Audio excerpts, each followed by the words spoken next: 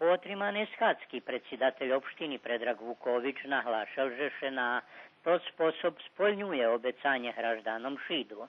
Nie bude to tako, že za deň dva, poneže za to treba čas. Ostavaju drugi dva centri u Adaševcoh i Principovcu, ali tam bude zavedeni odvitujući šor.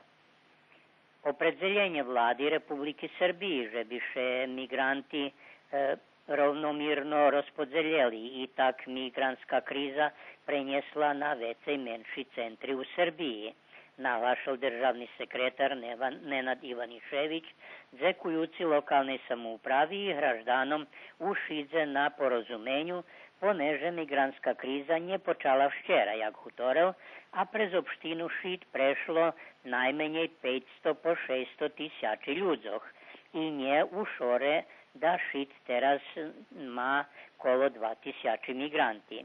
V sljedujućih dňoch vjedno z lokalnu samoupravu bude napraveni plan alokaciji, že bi se pomoglo i opštini i hraždanom Šidu, obecal Ivanišević na včerajšej skacki opštinskog sovitu za bezpečnost.